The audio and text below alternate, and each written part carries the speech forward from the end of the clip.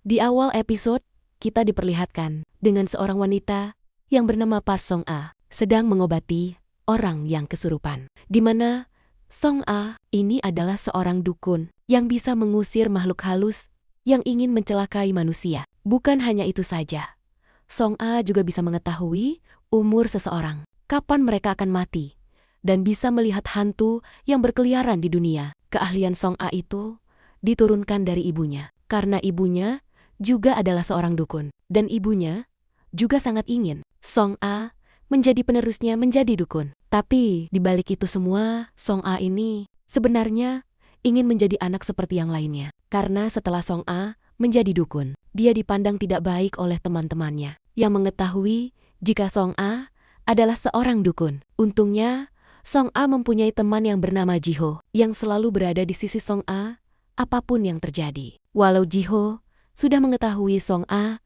adalah seorang dukun. Kemudian, ketika Song-a sedang berada di sekolah, seperti biasa, Song-a dikucilkan oleh teman sekelasnya. Tapi Song-a tidak mempermasalahkan semua itu karena dia sudah terbiasa. Karena sebentar lagi Song-a akan melakukan ujian sekolah. Song-a bekerja keras belajar di sekolah agar dia bisa lulus dan melanjutkan sekolahnya. Saking seriusnya Song-a belajar, dia tertidur di sekolah. Karena itu juga Song-a melupakan jika dia harus pulang. Karena banyak orang yang ingin berobat kepada Song-a setelah bangun dari tidur. Song-a lantas pulang dan dia tahu jika ibunya pasti marah karena Song-a telat pulang. Dan di depan rumahnya sekarang banyak orang yang menunggunya. Di dalam rumah, Song-a dimarahi oleh ibunya karena pulang telat. Sebab karena Song-a pulang telat, banyak orang yang mengantri di depan rumah mereka. Ibu Song-a juga menyuruh Song-a fokus dengan pekerjaannya menjadi dukun, bukan terhadap sekolah. Karena menurut ibu Song-a, bekerja menjadi dukun lebih menguntungkan daripada harus belajar. Namun, Song-a membantah itu semua dan mengatakan jika sebenarnya ingin hidup seperti anak pada umumnya yang setelah sekolah melanjutkan kuliah. Karena mimpi Song-a selama ini bukan menjadi dukun, melainkan hanya ingin hidup seperti orang pada umumnya. Walau Song-a tahu jika semua itu tidak mungkin bisa dilakukan. Apalagi setelah mempunyai keahlian bisa melihat hantu dan bisa mengetahui kapan orang lain akan meninggal. Song-a juga meminta ibunya untuk mengizinkan dirinya agar bisa melanjutkan kuliah setelah lulus sekolah. Ibunya yang merasa kasihan terhadap Song-a lantas mengizinkan Song-a untuk melakukan semua itu. Namun, ibunya menyuruh Song-a tidak melupakan pekerjaannya sebagai dukun. Song-a lalu bekerja menjadi dukun seperti biasa dan menemui kliennya yang berbagai macam keluhan hidup mereka. Entah itu dari gangguan makhluk halus, jodoh,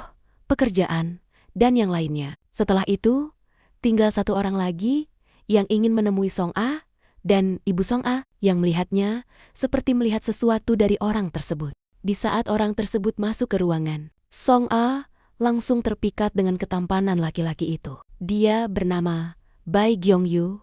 Walau begitu, tiba-tiba Song-a terkejut setelah melihat Gyeong-yu berjalan terbalik di ruangannya. Karena orang yang berjalan terbalik di ruangannya, maka orang tersebut tidak akan lama lagi akan meninggal. Nenek Gyeong-yu yang juga datang ke sana meminta untuk Song-a menyelamatkan Gyeong-yu. Karena Gyeong-yu akhir-akhir ini selalu mengalami hal buruk dalam hidupnya, yang membuat Gyeong-yu sering hampir mengalami kecelakaan, yang bisa membuat Gyeong-yu meninggal. Song-a yang telah mengetahui jika Gyeong-yu hanya mempunyai waktu 21 hari sebelum mengalami kematian. Lantas Song-a bertanya terhadap Gyeong-yu, apa yang akan dilakukan Gyeong-yu jika Gyeong-yu melihat seseorang menangis sendirian di pinggir jalan yang tidak Gyeong-yu kenal. Gyeong-yu pun menjawab jika dia akan berdiri di hadapan orang tersebut. Namun, dia tidak akan menenangkannya karena dia tidak mengenalnya. Tetapi dia akan terus berdiri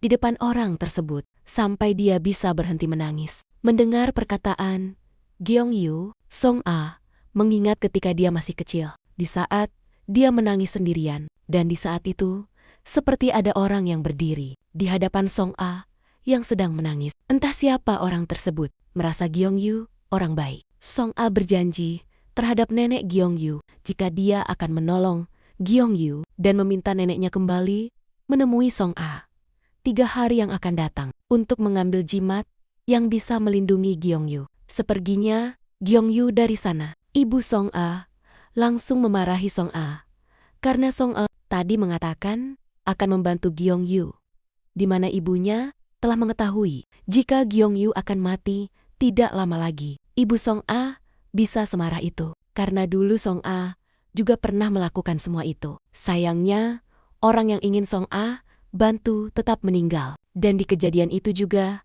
Song A hampir tertabrak mobil. Ibunya tidak ingin kejadian itu terulang dan menyuruh Song A tidak melakukan itu lagi. Namun Song A berkata, dia akan tetap membantu Gyeongyu, walau ibunya melarangnya. Ibu Song A lantas bertanya, kenapa Song A ingin membantu Gyeongyu? Lalu dengan lantang Song A berkata, jika dia menyukai Gyeongyu dari pertama kali melihatnya. Yang membuat ibu Song A kaget mendengar semua itu. Keesokan harinya, ketika Song A sedang di kelas, datang guru yang memberitahu semua murid jika ada murid baru yang akan masuk ke kelas mereka.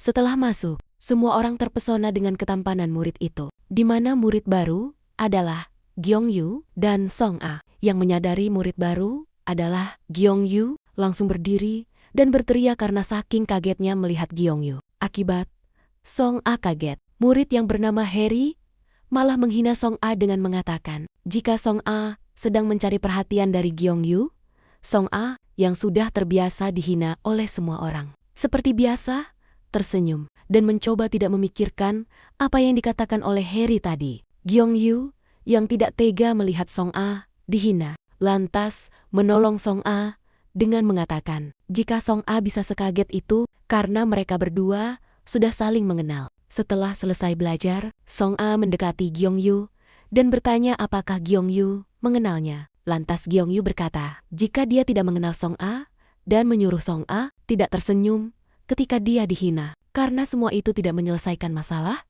Seperginya Gyeongyu, Song A semakin menyukai Gyeongyu karena Gyeongyu tadi menolongnya dan berpihak terhadapnya. Setelah selama ini, tidak ada orang yang menolongnya di kelas selain Jiho. Terlihat Gyeongyu yang sedang melihat para pemanah sedang latihan dan terlihat murung. Ketika semua orang yang sedang latihan terlihat sangat bahagia. Seketika Gyeongyu teringat masa lalunya ketika dia mengikuti lomba memanah dan mendapatkan nilai sempurna dalam lomba tersebut. Namun anehnya, teman setimnya tidak ada yang merasa bahagia dengan keberhasilan Gyeongyu dalam pertandingan tersebut. Entah apa yang sebenarnya terjadi. Sedih karena teringat masa lalu. Gyeongyu memilih pergi untuk pulang ke rumahnya. Namun, di saat di perjalanan, ada hantu yang terlihat seperti agresif. Setelah melihat ada Gyeongyu, walau merasa ada yang aneh, Gyeongyu tetap bersikap tenang, dan hantu tadi mencoba merusak neon box agar menimpa Gyeongyu.